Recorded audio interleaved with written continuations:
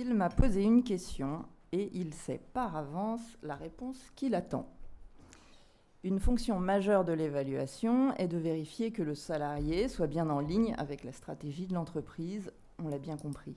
Entre les lignes, on comprend que, selon les secteurs, certaines entreprises peuvent être en recherche de conformité dans les profils professionnels, soit, mais qu'ils soient entendus comme tels. L'évaluation est un outil de conformité, il faut que cela soit conscient. Alors, il y a certainement pour nous, acteurs très différents que nous sommes, un travail de clarification du cadre de l'exercice d'évaluation. Et il faut le demander, ça c'est un message aux élus. L'entretien d'évaluation est un outil de gestion de l'entreprise, prenons-le pour tel. Mais ce sera bien incomplet pour satisfaire ou pour légitimer une sélection peut-être envers des salariés qui, eux, sont en demande de management. Alors, d'exercice de management, alors forcément, c'est compliqué. Pascal, tu l'as dit, il y a les tableaux Excel à remplir, l'activité concrète et puis surtout la gestion affective de tous. Le moment d'écoute, il faut donc le stabiliser.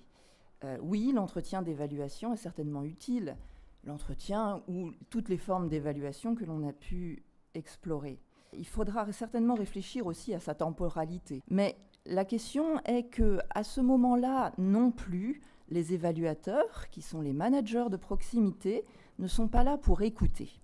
Et c'est là que se fait le déséquilibre majeur. Longtemps aux salariés, un miroir sans teint.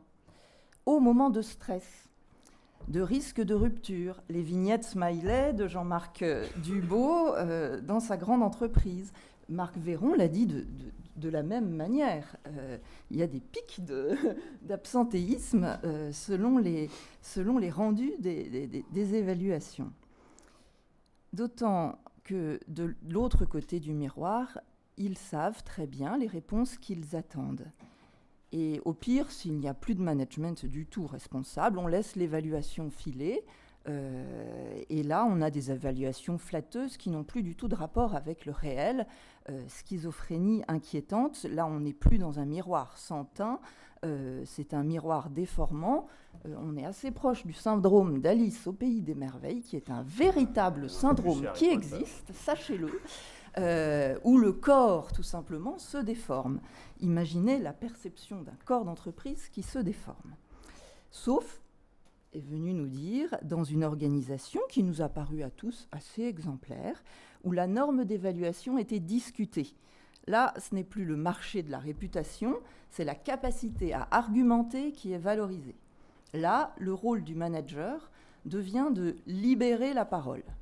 Argumenter sur le travail, c'est aussi certainement restaurer un équilibre de pouvoir au sein de l'entreprise, et peut-être même au-delà.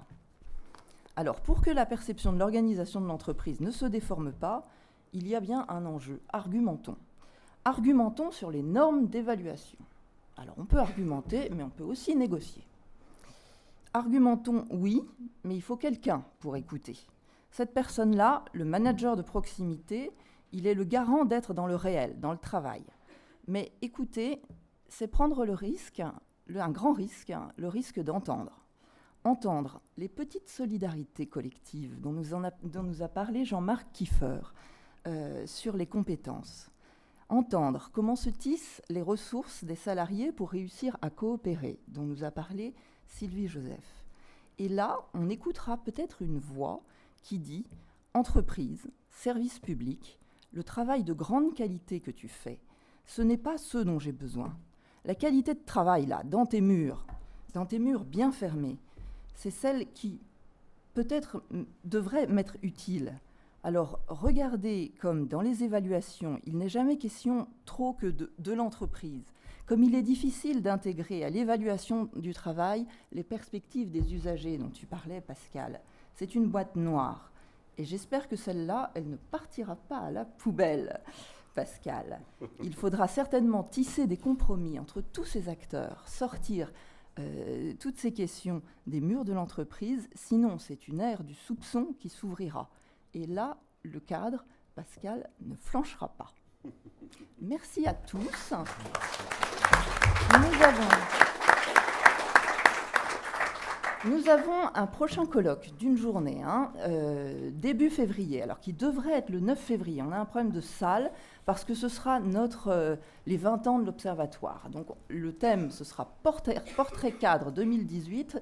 On mettra en perspective les préoccupations des cadres depuis 20 ans et surtout depuis 5 ans, puisqu'on avait fêté les 15 ans.